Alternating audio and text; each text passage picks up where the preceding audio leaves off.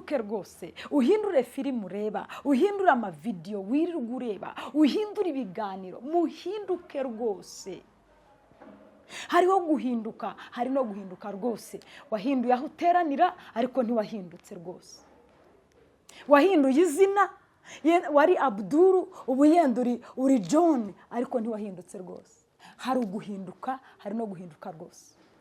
Ntabwo gukorera Imana ari haleluya, ntabwo gukorera Imana ari ukuririmba ibyanditswe, ni ukuba ibyanditswe. Gukorera Imana ntabwo ari ukubwiriza ibyanditswe, ni ukuba ibyanditswe. Umurimo w'Imana ni iki? Ni uko bagusoma bakabona Imana, ni uko muganira bakumva imbabazi n'ubuntu bw'Imana, ni uko mubana bakumva ihumure mu mitima yabo. Kubera iki? Iyo aguhumurije, ihumure riri ku buzima bwawe. Iyo akubabariye, imbabazi ziri ku buzima bwawe. Iyo gutunganije, gutunganya n'abandi biri ku buzima bwawe.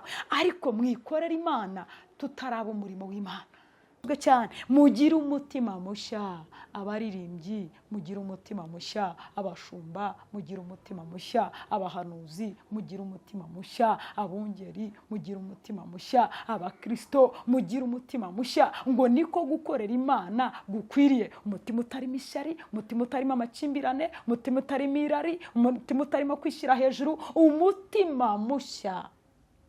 Abaroma ibice 12 umurongo wa mbere turageza ku wa 3. Imirimo ikwiriye imibereho ya gikristo.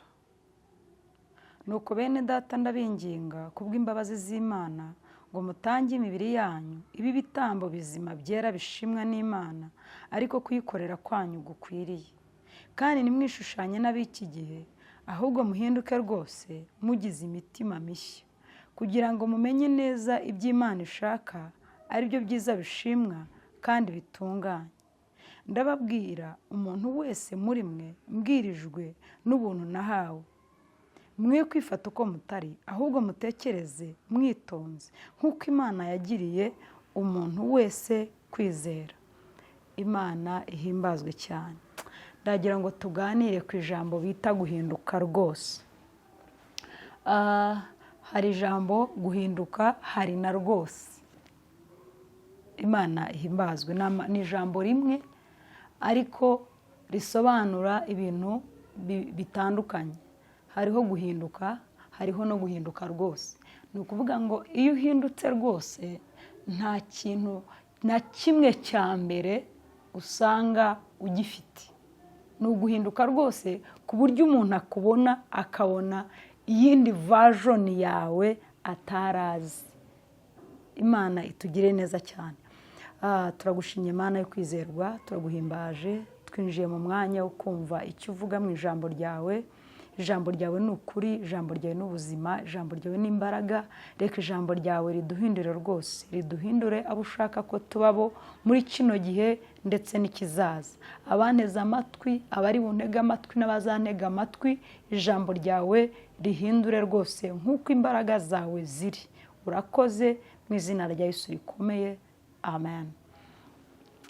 Imana iduhana umugisha. Ndagira ngo tuganire ku ijambo guhinduka rwose, kugira umutima mushya, kuba icyaremwe gishya. Ni amagambo Pawulo yakomeje avuga abari mu Kristo Yesu nta teka bazacirwaho, avuga ko iyo umuntu avutse ubwa kabiri aba abaye icyaremwe gishya, ibya kera biba bishize. Arababwira nanone ati nimuhinduke rwose mufite imitima mishya, ngo kandi niko gukorera Imana gukwiriye. Nsomira ijambo, igihe cyose ndisomye nibaza muri njyewe gukorera Imana uko ariko, nkibaza muri njye gukorera Imana gukwiriye uko ariko. Hari ugukorera Imana, hari no gukorera Imana gukwiriye. Imana ihabwa icyubahiro. Hari imirimo dukorera Imana, ariko hariho natwe kuba umurimo w'Imana. Kuba umurimo w'Imana rero twebwe ni uguhinduka nk'uko Imana ishaka, tugahinduka rwose nk'uko ijambo ry'Imana riri. Rero gukorera Imana ni iyi mirimo tugenda dukora muri bagenzi bacu. Mwama ahabwa icyubahiro. Kuba umurimo w'Imana ni ukuba nk'uko ijambo ry'Imana rishaka kuba muri twebwe imbere, rigahindura umuntu wacu w'imbere, agahinduka ashimwa n'Imana, ahinduka nk'uko Imana ishaka. Mwami ahimbazwe. Hari ijambo ry'Imana rivuga Adamu wa mbere, rikavuga na Adamu wa kabiri. Rero ikituma Bibiliya yandikwa ikanasomwa ikanigishwa n'iki? Ni ukugira ngo ibyo Adamu wa mbere yananiwe atashoboye gukora, gukiranuka, Adamu yananiwe gushyikira, Adamu wa kabiri yazanye ari we Kristo, ni ukugira ngo bibe mu muntu w'Imana. Umuntu w'Imana abe Adamu wa kabiri utagitsindwa na kamere y'umubiri, ahubwo abe Adamu wa kabiri utagitsindwa na kamere, abe Adamu utsindishirijwe n'ijambo ry'Imana akarigenderamo nk'uko Imana yari yaragambiriye ko Adamu wa mbere yamera. Ariko amaze kunanirwa, haza Adamu wa kabiri kugira ngo abeho asohoza iby'Imana yagambiriye mu muntu Imana yaremye, nk'uko yabigambiriye kuva kera isi itararemwa. Niyo mpamvu Pawulo yanditse ngo ibyo amategeko yananiwe kubw'intege nke za kamere yacu, Imana yabishoje ubwo yatangaga umwana wayo w'ikinege, kugira ngo umwizera, kugira ngo umwakira atakaze ya shusho ya kamere inanirwa, ahubwo atunge kamere y'Imana yitsinda umubiri, itsinda kamere y'icyaha umuntu yagendanaga atarakira Yesu Kristo. Nicyo Pawulo yashakaga kuvuga. Aravuga ngo muhinduke rwose mugize imitima mishya. Imitima mishya, imitekerereze mishya, imyumvire mishya, imitsindire mishya, gutsinda kamere y'icyaha, umuntu akabaho afite ishusho yo kwera, ariyo shusho ya Kristo mu muntu. Imana ihimbazwe. Kwizera kwakira Yesu umwami n'umukiza ntabwo ari ukwatuza akanwa, ni ukugira umutima mushya utsinda kamere, wa mutima wa Adamu yananiwe muri Edeni, wa mutima watsinzwe muri Edeni, noneho ugatsinda mu isi ya none kubera Kristo arusha Adamu wa mbere imbaraga. Imana itugirire neza cyane. Aravuga ngo muhinduke mugize imitima mishya. Ni ukuvuga ngo iki? Guhinduka si ukuva mu basilamu uza mu barokore, si ukuva mu banyagatulika ujya mu badeperi, ni ukugira umutima mushya utarimo kamere y'ibyaha, ni ukugira umutima wababariwe kandi utifuza kongera kubabara. Imana ihimbaze. Kuko kubabara k'umutima w'Imana ni ugukora icyaha. Yesu ahimbazwe cyane. Aleluya. Ni umutima ubamo kamere y'ibyaha, ni umutima ubamo kamere yo kutubaha Imana, ni umutima ubamo kamere yo kutumvira Mwuka Wera, ni umutima ubamo kamere itumvira, itagendana ibyanditswe. Dawidi yaranditse ngo nabikiye ijambo ryawe mu mutima wanjye kugira ngo ntagucumuraho. Avuga ngo umusore azeza inzira yate, ngo azayejesha kwitondera ijambo ryawe nk'uko ryategetswe. Nabikiye ijambo ryawe mu mutima wanjye kugira ngo ntagucumuraho. Rero Pawulo yinginga Abaroma, arababwira ati mwa Baroma, mwakiriye amategeko, mwumvise iby'amategeko, mwabwiwe iby'umusaraba wa Kristo, ariko uyu munsi uje kubabwira ngo muhinduke rwose mugize imitima mishya. Atari ukuvuga amategeko, atari ukubwiriza amategeko, atari ugusoma ibyanditswe, atari ukuvuga amateka, atari ukwirata amasekuruza, ahubwo imitima mishya niyo nshaka kwihinduka, mukagira imitekerereze mishya ya Kristo. Niko gukorera Imana gukwiriye. Mwama himbazwe. Tujya tukigisha gukorera Imana, tukigisha gutanga amaturo, tukigisha gutanga ibyacumi, tukigisha kuririmba, tukigisha kuramya, tukigisha gukora ibintu byinshi byo mu buryo mu buzima bufatika. Ariko umurimo w'Imana mu muntu niki? Umurimo wa Kristo mu muntu niki? Ni gutsinda umutima wabaswe na kamere y'ibyaha ukambara umutima wa Kristo utsinda kamere y'ibyaha. Iyo umuntu amaze gutsinda kamere y'ibyaha muri we, ntabagikirana no gutanga amaturo, ntabagikirana no gutanga icyacumi, ntabagikirana no kugira ubuntu, ntabagikirana no kugira imbabazi, kuko ibyuzuye Kristo aba ari byo biba byuzuye muri we. Ikintu cyose akora agikora anezerewe kandi agikora adahatwa. Niyo akibwirijwe agikora anezerewe. Kubera iki? Aho Kristo ari niho atuye. Ubukene bw'umutima wa Kristo nibwo afite. Inyota Kristo yari afite niyo afite. Wa mutima wa Kristo Abafilipi bandikiwe wo kwisiga ubusa niwo afite, kuko nta muntu ufite umutima wa Kristo ugira ubuntu buke, nta muntu ufite umutima wa Kristo urya icyacumi, nta muntu ufite umutima wa Kristo urenganya imfubyi, nta muntu ufite umutima wa Kristo utambika abapfakazi.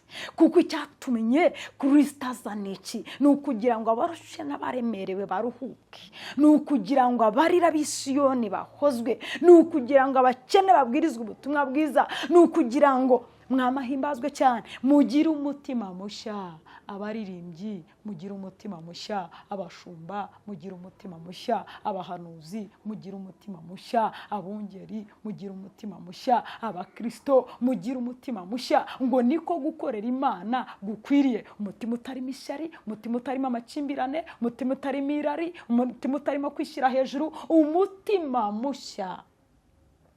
Umutima ududubiza ineza, umutima ududubiza imbabazi, umutima ududubiza kwihangana, umutima ududubiza urukundo, umutima ududubiza amasengesho, umutima wuzuye indirimbo na zaburi n'ibihimbano, umutima uhamagara abantu ngo nibaze kuri Kristo, umutima watsinze kamere y'ibyaha, umutima watsinze ubusambanyi, umutima watsinze ubuhehesi, umutima watsinze ubwibone, umutima watsinze kunegurana.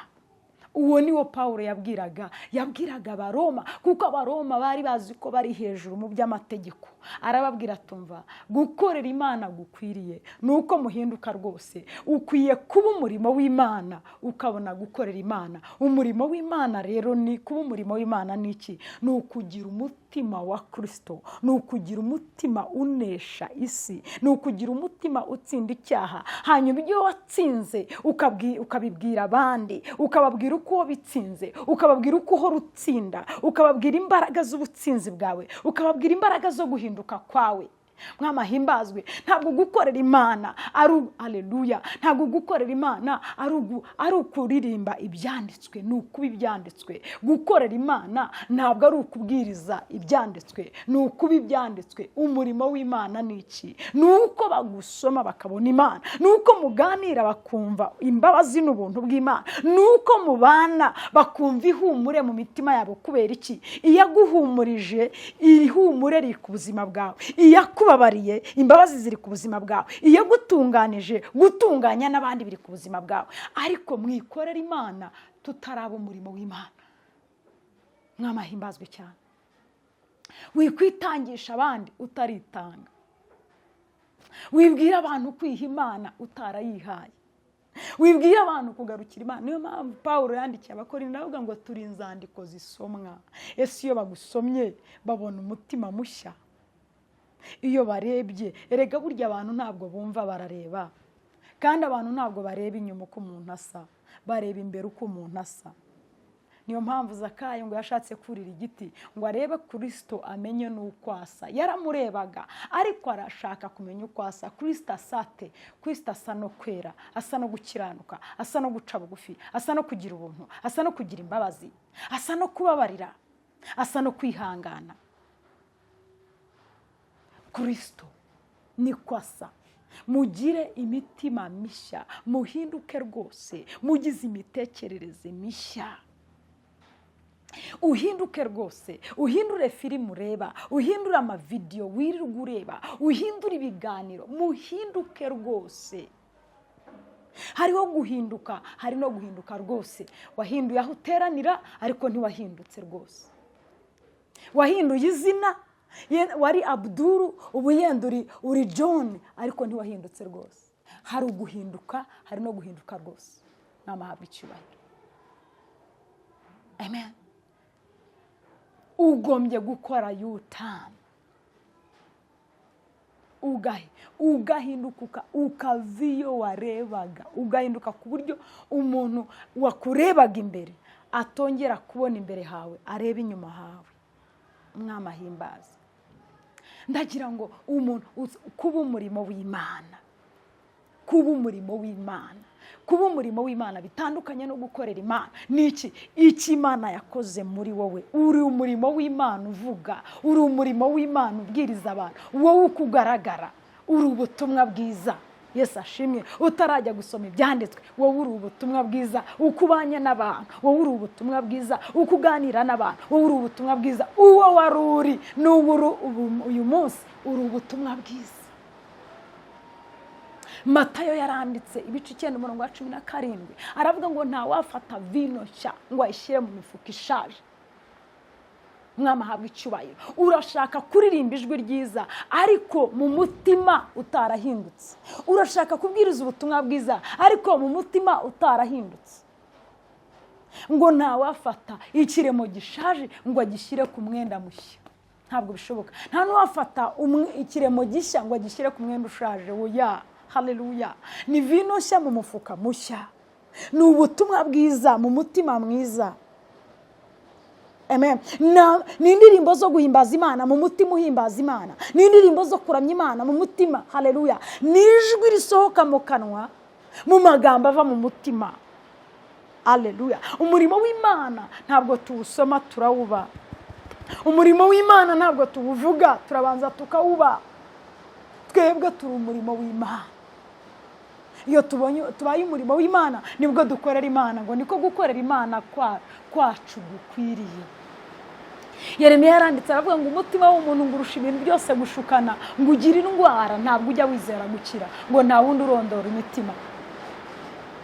Hari abo tubwiriza batarondora imitima, ariko uwo tubwiriza arondora imitima. Hari abo tubwira batareba mu mitima, ariko uwo tuvuga areba mu mitima. Niyo mpamvu yavuze ngo muhinduke rwose mugize imitima mishya, kuko iyo muvuga itandukanye n'abo mubwira. Iyo muhanura itandukanye n'abo muhanurira. Iyo muririmba itandukanye n'abo muririmbira. Mugire imitima mishya. Mugire imitima mishya. Kuko iyi mitima nizabona Imana. Ab'imitima iboneye ngo nibo bazagira gute? Nibo bazabona Imana. Abanyambabazi bazazigirirwa, ariko ab'imitima iboneye bazabona Imana. Mwama habwa icyubahiro.